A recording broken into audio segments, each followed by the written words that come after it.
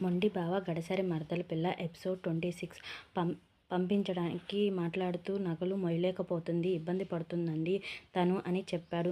అందరూ తన వైపు చాలా అభిమానంగా చూశారు. ఇద్దరు తాతయ్యలు. వంశీ దానికి ఇబ్బంది అయితే నీకేంటిరా బాధ అని ఉంటే గింటే నాకు ఉండాలి కానీ ఆ బాధ అని అనుకున్నాడు మనసులో అనుకుంటున్న వంశీ వెళ్ళి మాట్లాడండి అని ముందు రాజుని తర్వాత కృష్ణని పంపించారు.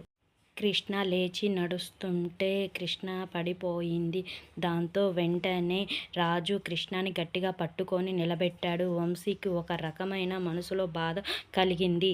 అది ఏంటో కూడా తనకే తెలియలేదు. మరియు తన మనసులో ఎవరో తీసుకెళ్తున్నట్టు ఫీల్ అవుతున్నాడు. ఎందుకో ఏంటో తనకే అర్థం కావాలి. నాతో పాటు ఎవరు రారేంటి అని మొహం చిన్నారి చేసుకొని అందరినీ వైపు చూస్తుంది. ఎందుకు అనిపించిందో మనసులో, నన్ను ఎందుకు పంపిస్తున్నారు వీళ్ళు, ఎవరొకరు రావచ్చు కదా నాకు తోడుగా అని అనిపిస్తుంది తన మనసు.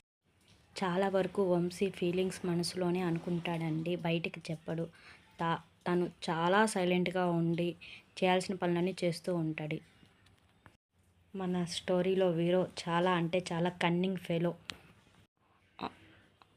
మనసులో అమ్ములుని తీసుకొని అమ్ములు వంటగదిలోకి వెళ్ళిపోయింది. కృష్ణ వైపు చూడలేదు. కృష్ణకి ఏం చేయాలో అర్థం కాక తల అటు ఇటు తిప్పి చూస్తుంది భయంతో. ఏదో ఓకే చెప్పొచ్చు కదా, వీళ్ళు నా ప్రాణం తీయకపోతే తాతయ్యలను అనుకుంటూ అటు ఇటు వెళ్తుండే చారి వచ్చి నేను ఇక్కడ దగ్గరలోనే ఉంటాను, నీకు సరేనా, భయపడమాక కృష్ణ అని చెప్పాడు. థ్యాంక్స్ బ్రో, ఓ నువ్వు నా మంచి బ్రదర్వి అని అంది.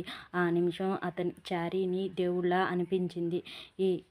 అవన్నీ గమనిస్తూనే ఉన్నాడు వంశీ. మాట్లాడుతూ చూస్తున్నా సరే అటువైపు నుంచి అమ్ములుని చూద్దాం రండి.